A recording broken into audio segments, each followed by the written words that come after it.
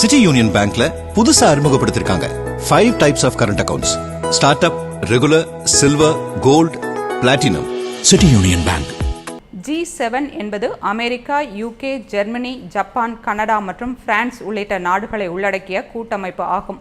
பொருளாதாரம், காலநிலை மாற்றம், மனித உரிமைகள் போன்ற பிரச்சனைகள் குறித்து விவாதிக்கவும் ஒருங்கிணைந்து செயல்படவும் G7 கூட்டமைப்பு உருவாக்கப்பட்டது. அந்த கூட்டமைப்பின் உச்சி மாநாடு ஒவ்வொரு ஆண்டும் நடக்கும். அதை சுழற்சி முறையில் ஒவ்வொரு நாடும் தலைமையேற்று நடத்தும். அந்த வகையில் இந்த ஆண்டு G7 நாடுகளின் உச்சி மாநாட்டை கனடா தலைமையேற்று நடத்துகிறது. ஜூன் 15ஆம் தேதி முதல் 17ஆம் தேதி வரை 3 நாட்கள் இந்த மாநாடு நடைபெற உள்ளது.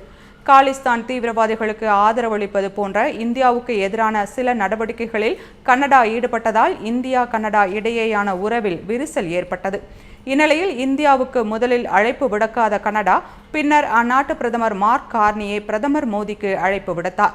இது தொடர்பாக பேசிய கனடாவின் ஆசிய பசிபிக் அறக்கட்டளையின் துணைத் தலைவர் வினா நஜிபுல்லா, G7ஐ பொறுத்தவரை கனடா தனித்து விடப்பட்டுள்ளது. ஏனென்றால் G7 கூட்டமைப்பில் உள்ள மற்ற 6 நாடுகள் இந்தியாவுடனான பொருளாதார உறவை மேம்படுத்த ஆர்வமாக உள்ளன. அதற்கான அறிவிப்புகளை பிரான்ஸ் அல்லது இங்கிலாந்து அல்லது அமெரிக்கா தினமும் வெளியிடுகின்றன. G7 உச்சி நாட்டில் இந்தியாவை இடம்பெற செய்வது G7இன் மற்ற நாடுகளுக்கு முக்கியமானது என்று கூறினார்.